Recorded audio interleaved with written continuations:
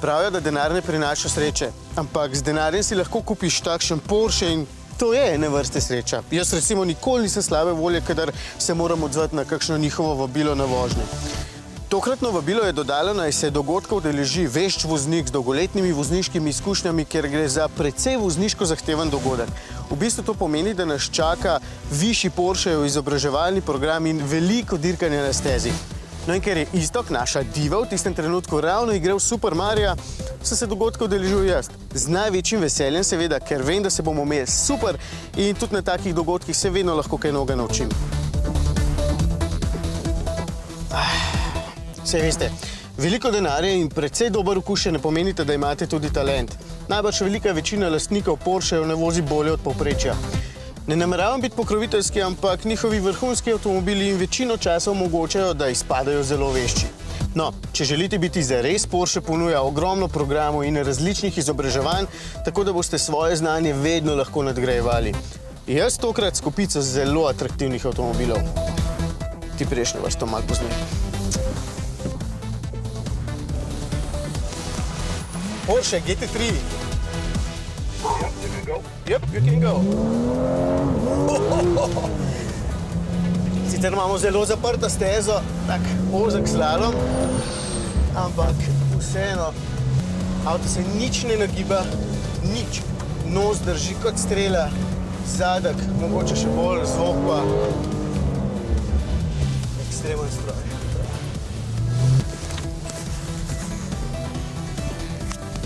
A veš, tisto, ko misliš, da bo šel dan samo še navzdol, ker prvi avto, ki smo ga vozili, je bil GT3, tako da kaj je lahko boljše od GT3? Ampak mislim, da bo s Carrero GTS tale vaja bistveno bolj zahtevna in zato tudi zanimiva.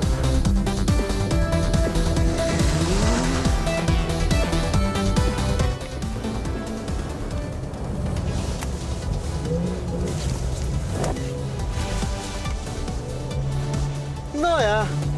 Gremo še en krog. Cilj te vaje je, da v zavoju, seveda na zelo mokri in spolzki podlagi, ki fino drsi, poskušamo avto spraviti v drift in ga potem tam tudi držati.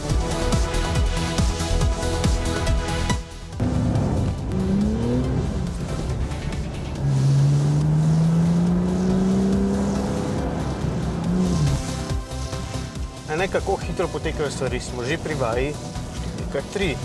Porsche Panamera je tole in zaviranje. Prvič pri 70 km/h.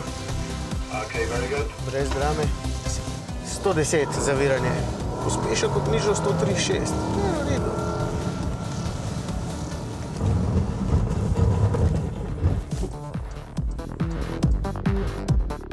Zdaj gre pa zares. Cayman GT4 pa GT4 Club Sport. Ja, in res je šlo za res. Takole je izgledalo 20 minut dirkanja z manjšim Caymanom GT4. Da ne vidite mojega premikanja ustnic in me lahko le slišite, sicer ne pomeni, da mi je vzel sapo, je bil pa tempo enostavno prehiter, da bi lahko vmes še kaj pametnega povedal. Bom pa lahko takole. GT4 je pravi mešanec običajnega in dirkalnega avtomobila. Čeprav ni tako brutalen kot 911 GT3, se na stezi vsekakor odlično počuti. Manjše napake zlahka odpušča in za prave vsakdanje užitke bi med tokratno floto najverjetneje izbral prav ta model. Ni mi vzel sape, me je pa vsekakor prevzel.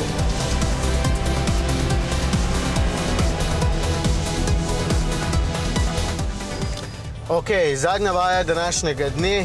Driftanje s Porsche GT3. Za začetek smo imeli s Carrero GTS. Ta je bistveno bolj brutalen.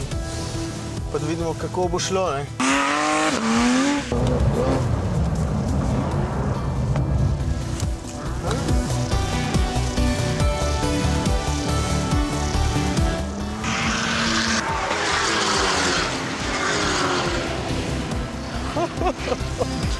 Torej, je bilo zabavno. Brez skrbi. Sem se česa novega naučil? Seveda, morda tudi tega, da se lahko še bistveno več naučim. Porschejevi inštruktorji so namreč vsi po vrsti dirkači ali pa nekdanji dirkači in obvladovanje avtomobila imajo v malem prstu. Obenem pa tudi točno vedo, kdaj in kaj sami delate narobe in vas lahko popravijo. Zato takšno izobraževanje, takšen trening priporočam vsem, ker je prvič zelo zabaven, drugič se boste seveda kaj novega naučili, zlasti pa ga priporočam vsem lastnikom Porschejev, da boste sploh vedeli, kaj vaši avtomobili zmorejo. In vi, konec koncev.